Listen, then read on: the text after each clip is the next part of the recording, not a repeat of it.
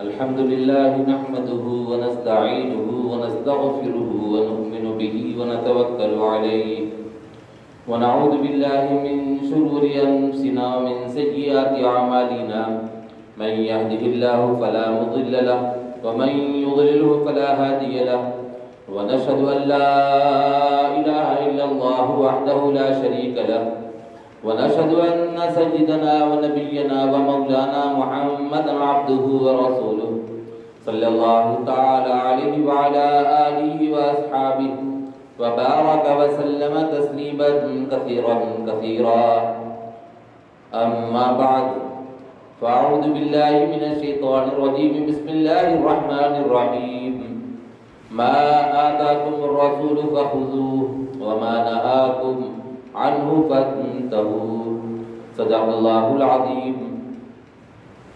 بزرگان محترم، برادران اسلام اور عزیز نوجوان ساتھیوں، اللہ تبارک تعالیٰ نے قرآن کریم میں ارشاد فرمایا ہے کہ پیغمبر رسول محمد عربی صلی اللہ علیہ وسلم جو بات تم سے کہیں، جس بات کا حکم دے اس کو اختیار کرو، جس بات سے منع کریں اس سے رک جاؤ۔ یہ اللہ تبارک تعالیٰ نے قرآن کریم میں ارشاد فرمایا کہ ما آتاکم الرسول فخذوہ، جس چیز کا رسول حکم دے اس کو اختیار کر لو، جس چیز سے منع کریں اس سے رک جاؤ۔ یہ ہم کو تعلیم دی گئی ہے، اور حضور اکرم صلی اللہ علیہ وسلم کی جو زندگی ہے وہ 23 سالہ نبوت والی زندگی ہے۔ ویسے آپ دنیا میں تشریف لانے کے بعد دنیا سے پردہ فرمانے تک کی جو زندگی ہے وہ 63 سالہ ہے، لیکن نبوت والی جو زندگی ہے وہ 23 سال کی ہے، یعنی 40 سال کی عمر میں آپ کو نبوت عطا کی گئی، اور پھر 63 سال کی عمر میں آپ دنیا سے پردہ فرما گئے۔ تو وہ جو آپ نے دیا ہے، آپ نے جو حکم فرمایا ہے، آپ نے جو تعلیم دی ہے، ایک لمبا عرصہ ہے 23 سال کا۔ 23 سال کے عرصے میں رسول اللہ صلی اللہ علیہ وسلم نے جس چیز کا حکم دیا ہے اس کو اختیار کر لینا ہے، اور جس چیز سے منع کیا ہے اس سے رک جانا ہے۔ یہ مہینہ چل رہا ہے سفر کا، اسلامی اعتبار سے اسلامی مہینے 12 ہیں۔ بہت سے لوگوں کو نام بھی نہیں معلوم اسلامی مہینوں کے، یہ اپنے حساب سے جو بنا لیے وہ اپنے نام ان کے رکھ لیے، حالانکہ اسلامی نام ہے محرم الحرام، سفر المظفر، یعنی کامیابی کا مہینہ اس کا نام دیا گیا ہے۔ ربیع الاولی، ربیع الثانی، جمادی الاولی، جمادی الثانی، رجب المرجب، شعبان المعظم، رمضان المبارک، شوال المکرم، پھر ذی قعدۃ الحرام، ذی الحجۃ الحرام۔ یہ 12 مہینے ہیں جو اسلامی مہینے کہلائے جاتے ہیں۔ محرم کا مہینہ ابھی گزرا، یہ سفر کا مہینہ آیا۔ سفر کے مہینے میں بعض لوگ کچھ تاریخوں کو منحوس سمجھتے ہیں، شریعت میں اس کی بالکل اجازت نہیں ہے، اور وہم پرستی، بدگمانی، کسی بارے میں سوچنا کہ ایسا کرنے سے ایسا ہو جائے گا، یہ سب غلط ہے۔ بہت سے بادشاہ بھی ایسے گزرے ہیں جنہوں نے وہم پرستی کی زندگی گزاری۔ یہاں جو قلعہ ہے بازو میں، قلعے کے بارے میں مشہور ہے کہ جب قلی قطب شاہ نے اس قلعے کو بنایا تو بنانے کے بعد جب اندر داخل ہونے کے لیے جا رہا تھا تو راستے میں کوئی جانور آ گیا، جس کو ہم لوگ ہماری زبان میں گھوڑ پر کہتے ہیں۔ وہ آ گیا تو اس میں اندر نہیں گیا، پھر جا کر گولکنڈہ قلعے میں اس نے اپنا قلعہ بنایا۔ یعنی وہم پرستی کیسی ہے دیکھیے آپ، حالانکہ اس سے کچھ نہیں ہوتا۔ سارے مہینے اللہ کے ہیں، اور سارے دن اللہ کے ہیں، سارے سال اللہ کے ہیں۔ اللہ تبارک تعالیٰ نے اپنے بنائے ہوئے مہینے مقرر کیے ہیں، شروع سے چلے آ رہے ہیں، آج سے نہیں ہے، یہ سارے کے سارے مہینے اللہ تبارک تعالیٰ کے ہیں۔ اور جو بھی کام اچھا یا برا ہوتا ہے، کسی میں کمی اور زیادتی ہو جاتی ہے، وہ سب کے سب اللہ تبارک تعالیٰ کے کرنے کی وجہ سے ہوتی ہے۔ ہم ایمان مفصل میں کیا پڑھتے ہیں؟ آمنت باللہ و ملائکتہ، ایمان لایا میں اللہ پر، اس کے فرشتوں پر، وکتبہ و رسلہ، اور آسمانی کتابوں پر اور اس کے رسولوں پر، والیوم الآخر، آخرت کے دن پر، والقدر خیرہ و شرہ من اللہ تعالی، تقدیر پر جو کچھ اچھا برا ہوتا ہے وہ اللہ تعالیٰ کی طرف سے ہوتا ہے، والبعث بعد الموت، موت کے بعد دوبارہ اٹھائے جانے پر۔ ہمارا ایمان یہ ہے، لیکن ایمانی کمزوری ایسی ہے کہ ہم بعض مہینوں کو منحوس سمجھتے ہیں، بعض تاریخوں کو منحوس سمجھتے ہیں، فلاں تاریخ کو سفر نہیں کرنا، فلاں تاریخ کو فلاں کام نہیں کرنا، یہ سب غلط ہے بالکل۔ اللہ کے رسول صلی اللہ علیہ وسلم نے حجۃ الوداع کے موقع پر سارے صحابہ، تقریباً 1,24,000 صحابہ وہاں پر موجود تھے، صحابہ کرام کو مخاطب کر کے فرمایا، اے مسلمانوں، اے صحابہ، یہاں پر گواہ رہو، میں نے دین کو کامل کر دیا اور مکمل دین کی بات تم تک پہنچا دی ہے۔ الیوم اکملت لکم دینکم واتممت علیکم نعمتی ورضیت لکم الاسلام دینا، میں اسلام پر راضی ہو گیا اور پوری بات جو مجھے بتائی گئی، جو مجھ پر قرآن نازل ہوا، وہ تم تک پہنچا دیا، اس بات کے لیے گواہ رہو۔ پھر فرمایا ساری پرانی رسومات کو اپنے قدموں تلے رونتا ہوں، قدموں تلے رونتا ہوں، یہ اللہ کے رسول صلی اللہ علیہ وسلم نے فرمایا۔ اب ہم رسومات کرتے چلے آ رہے، تیرا تیزی سفر کے مہینے میں ہوتی ہے، یہ عجیب و غریب لوگوں میں ذہن بنا ہوا ہے، تعجب ہوتا ہے۔ ایک زمانے میں یہاں سے ایک پرانا شہر امامت کرتا تھا، میں انٹیار نگر سے فجر کی نماز پڑھانے کے لیے گیا، میرے ذہن میں بالکل نہیں تھا کہ آج تیرا سفر ہے، لیکن وہاں گیا تو فجر کی نماز سے پہلے بس فقیر لوگ آواز دے رہے ہیں سائیکل چلاتے، تیرا تیزی کرو اٹھو، تیرا تیزی کرو اٹھو۔ میں یہ تو سنا کہ سیری کرو اٹھو، یہ سنا، مگر تیرا تیزی کرو کیا ہے یہ قصہ؟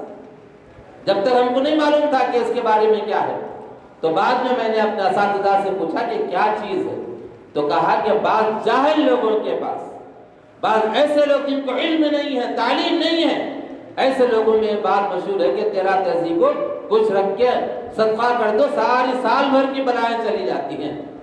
یعنی سال بھر جو چاہے کرو، گناہ کے کام کرو، غلط کام کرو، جھوٹ بولو، دھوکہ دو، غیبت کرو، زنا کرو، سارے کام کرو، لیکن وہ تیرا کو کرے تو سو معاف، صدقہ کر دیے برخاست۔ اب اس میں رکھتے کیا؟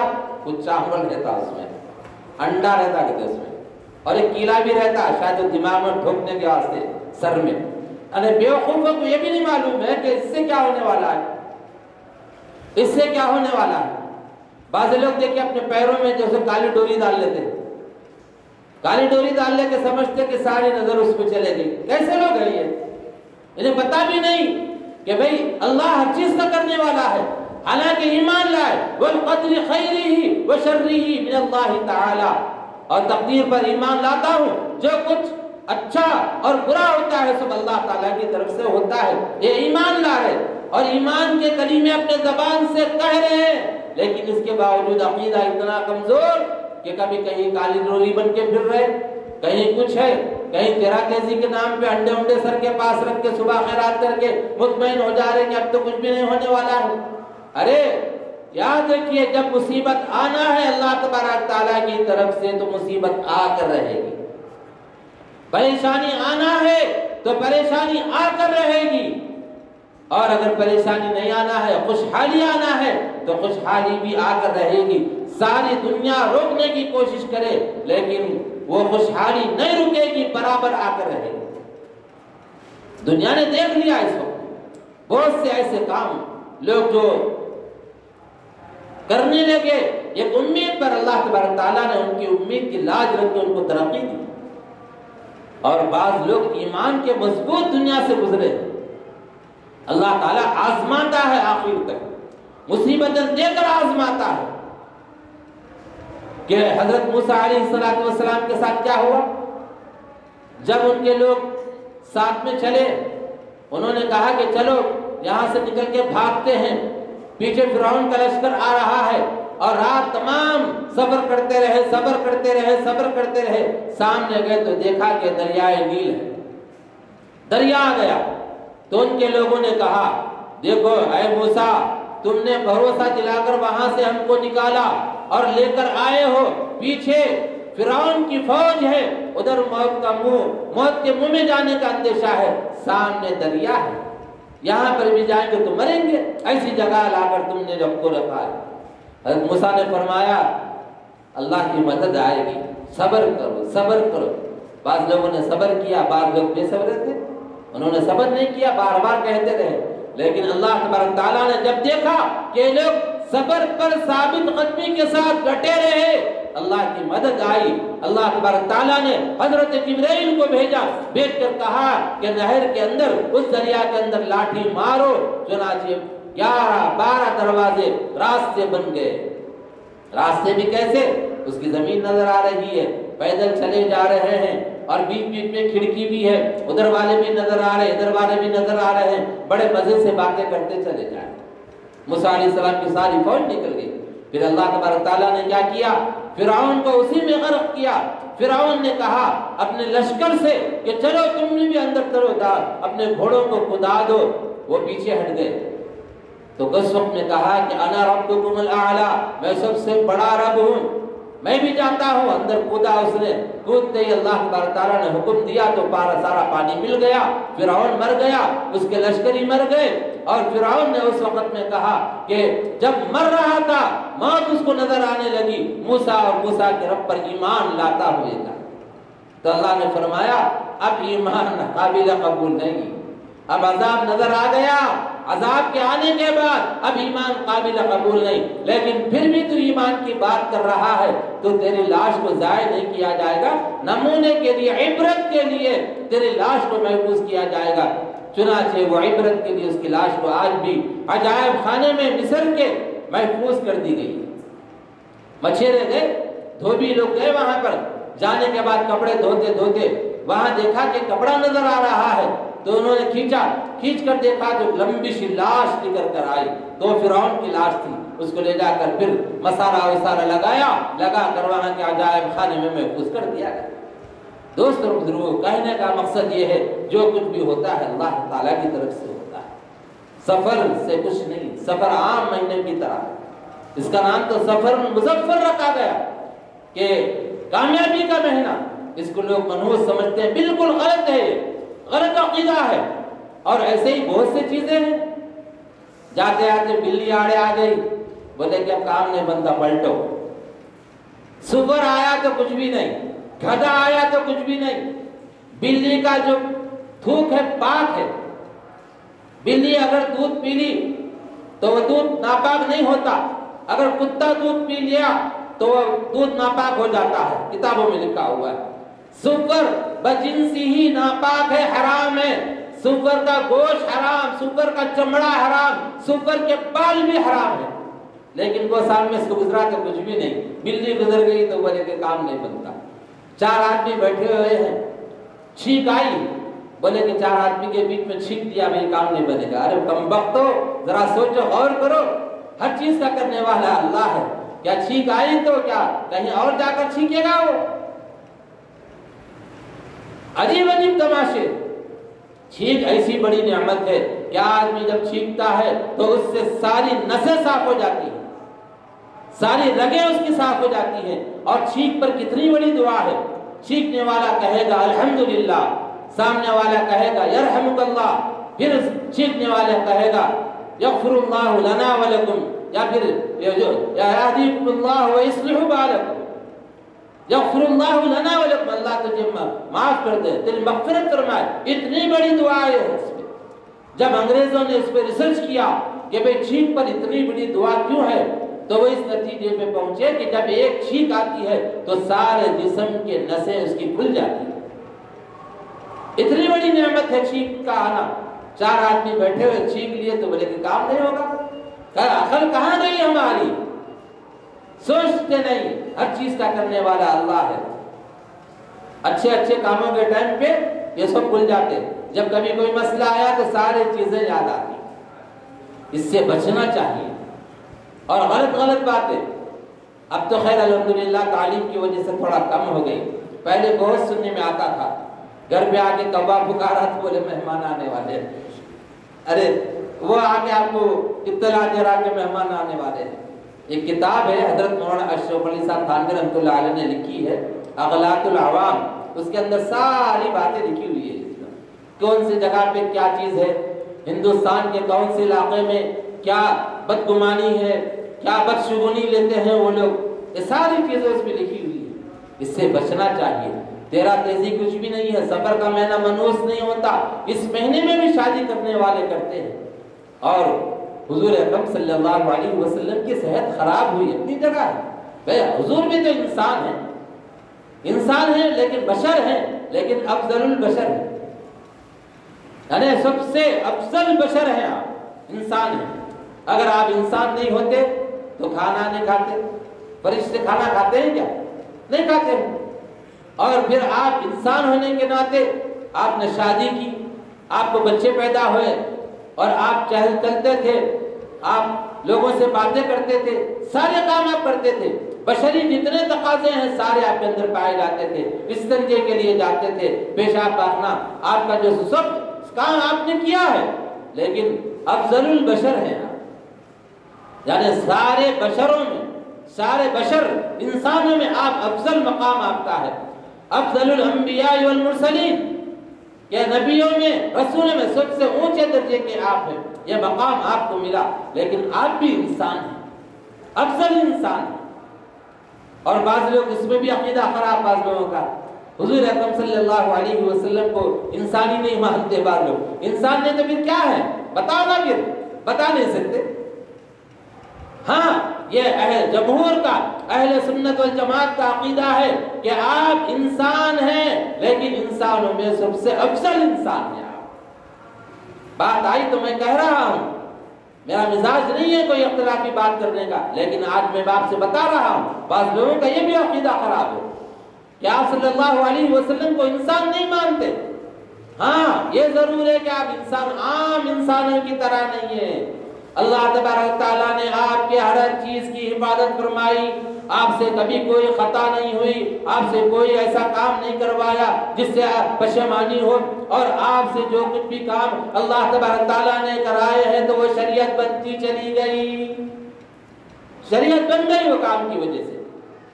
ایک مرتبہ سفر سے آ رہے تھے، راستے میں نیند آئی ان کو، سو گئے، اتنی گہری نیند سو گئے کہ فجر کی نماز چھوٹ گئی۔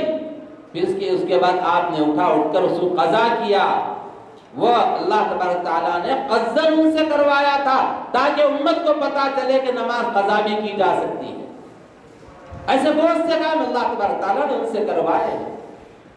آپ صلی اللہ علیہ وسلم افضل البشر ہیں، سارے انسانوں میں افضل انسان ہیں، جیسے ساری کائنات میں آپ افضل ہیں ویسے ہی انسانوں میں افضل ہے۔ ساری کائنات کو اللہ تبارک تعالیٰ نے بنایا، چاند کو بنایا، سورج کو بنایا، سیاروں کو بنایا، ستاروں کو بنایا، زحل اور مریخ اور نہ جانے کتنے ستارے ہیں، سب کو اللہ تبارک تعالیٰ نے بنایا ہے۔ اور پھر آسمانوں کو بنایا، 7 آسمان ہے، تہ بہ تہ آسمان ہے 7۔ اس کے بعد زمینوں کو بنایا، اللہ تبارک تعالیٰ نے زمینوں پہ پہاڑوں کو رکھا اور زمینوں کے اندر نہریں بہائی، بڑا سمندر اس نے بنایا، سمندر کے اندر خزانے اللہ تبارک تعالیٰ نے رکھے ہیں، سمندر کے اندر بے حساب جانور، یہ سب اللہ کی قدرت سے اللہ نے بنایا۔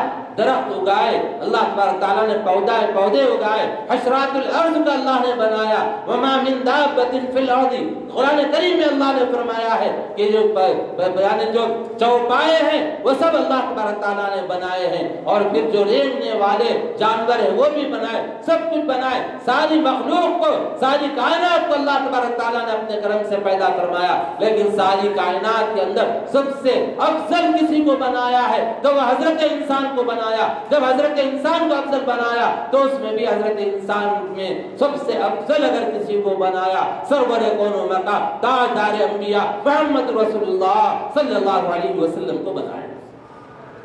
آپ اس کو یوں سمجھیے، اللہ تبارک تعالیٰ نے آسمان کو چاند و سورج سے سجایا، چاند و سورج اور آسمان کو ستاروں سے سجایا، سارے فرشتوں کو اللہ تبارک تعالیٰ نے جبرائیل امین سے سجایا، اور سارے کتابوں کو اللہ تبارک تعالیٰ نے قرآن کریم سے سجایا، ساری زمین کو اللہ تبارک تعالیٰ نے مساجد سے سجایا، ساری مساجد کو اللہ تبارک تعالیٰ نے کعبۃ اللہ سے سجایا، اور پھر سارے انسانوں کو رسولوں سے سجایا، اور سارے رسولوں اور انسانوں میں سرکار دو جہاں سرور کون مقام تاجدار انبیاء صلی اللہ علیہ وسلم سے سجایا۔ کہیے صلی اللہ علیہ وسلم، ایسا لگ رہا ہے کہ سارے گونگے بیٹھے ہوئے ہیں، زور سے کہیے صلی اللہ علیہ وسلم۔ سرکار کا نام آئے تو درود پڑھا کیجئے، محبت کی علامت ہے، دعوے کرنے سے کچھ نہیں چلنے والا ہے، درود پڑھیے تب ثابت ہوگا کہ آپ حضور سے محبت کرتے ہیں۔ دل میں پڑھیے، زور سے پڑھیے اپنی مرضی، لیکن درود پڑھنا چاہیے۔ تو دوست اور بزرگوں، سفر کے مہینے کو منحوس سمجھنا، غلط سمجھنا اور اس میں کوئی کام نہیں کرنا، یہ سب غلط ہے۔ ایسا سوچنا خود غلط ہے۔